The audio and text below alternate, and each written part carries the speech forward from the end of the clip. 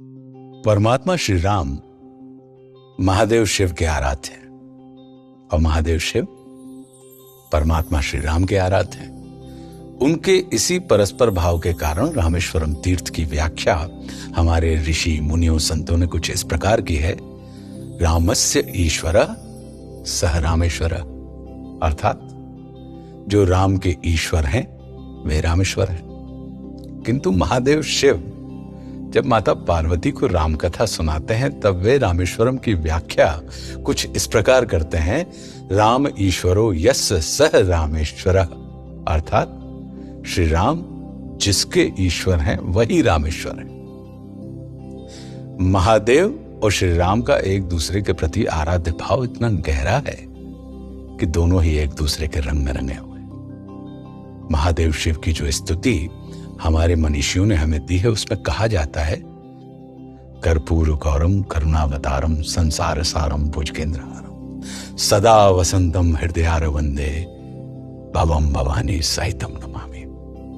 इसका अर्थ है जो कर्पूर जैसे धवल उज्जवल वर्ण वाले हैं, करुणा के अवतार हैं, संसार के सार हैं, भुजंग जिनका हार है, वे भगवान शिव माता पार्वती सहित सदैव मेरे हृदय में निवास करें। स्तुति के अनुसार यह निश्चित हो जाता है कि महादेव शिव गौरवर्ण के हैं और परमात्मा श्री राम की स्तुति मंत्र में कहा गया है, नीलांबुज श्यामल कोमलांगम सीता समारोपित वामभागम पाणौ महासायक चारु चापम नमामि रामम रघुवंशनाथम, अर्थात नील कमल के समान श्याम और कोमल जिनके अंग हैं, श्री सीता जी जिनके वाम भाग में विराजमान है, जिनके हाथों में अमोघ बाण और सुंदर धनुष है, उन रघुवंश के स्वामी श्री रामचंद्र जी को मैं नमस्कार करता हूं। अर्थात परमात्मा श्री राम नीले वर्ण के हैं। इसमें विचारणीय यह है कि जब हम किसी से पूर्ण प्रेम करते हैं, जब हम किसी के प्रति पूर्ण रूपेण समर्पित होते हैं, जब हम किसी को पूजते हैं, तब हम अपने आराध्य अपने ईश्वर के रंग में रंग जाते हैं। अपना कुछ भी हमारे पास नहीं बचता। हम में जो कुछ भी दिखाई देता है वो मात्र हमारे ईश्वर की आभा, उनकी कांति, उनका रूप स्वरूप यही दिखाई देता है। मानस में इस भाव की पुष्टि करता हुआ एक अनुपम प्रसंग है।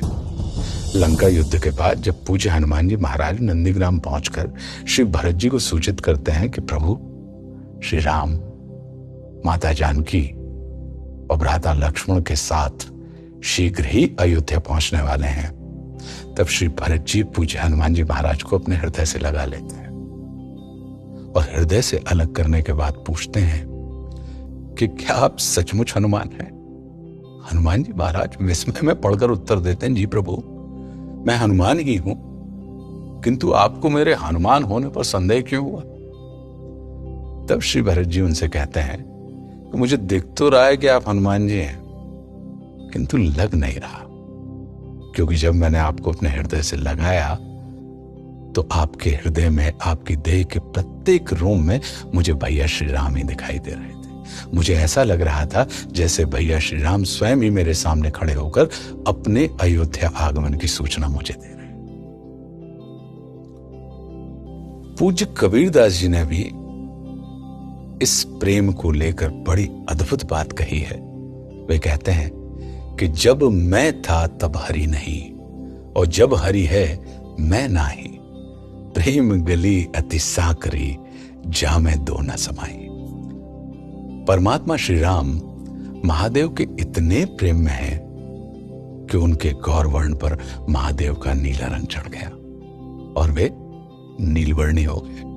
और महादेव शिव अपने आराध्य अपने ईश्वर श्री राम के इतने प्रेम में हैं कि उनका नीला वर्ण अपने प्रभु श्री राम के गौर वर्ण की आवाज से चमकने लगा।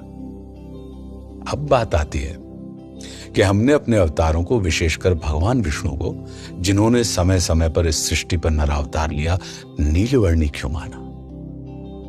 तब सहज ही ये विचार मन में आता है कि आकाश का विस्तार अनंत है और समुद्र की गहराई अथाह है, तो जो जितना विस्तृत, जितना गहरा होता है वो हमें नीला ही दिखाई देता है।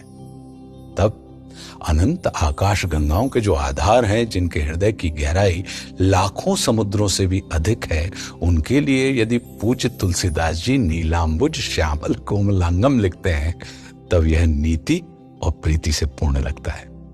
इसीलिए हमारे संत महात्माओं ने कहा है कि परमात्मा को अनुभूत तो किया जा सकता है, किंतु अभिव्यक्त नहीं किया जा सकता। परमात्मा को अनुभूत करना जितना सरल है, उन्हें अभिव्यक्त करना उतना ही कठिन। तभी वे कहते हैं कि हरि अनंत हरि कथा अनंता। तभी पूज्य कबीरदास जी ने कहा है कि कबीरा राह अगम्य की, कहे सुने की ना है। जो जानत वे कहत नहीं, और कहत वे जानत ना है। परमात्मा को देखा भले ही ना जा सकता हो, किंतु उनसे सीखा अवश्य जा सकता है। परमात्मा मनुष्य के इस सत्य को जानते हैं, इसलिए उन्होंने यह घोषणा की कि जाकी रही भावना जैसी, प्रभु मूरत देखी तिन तैसी।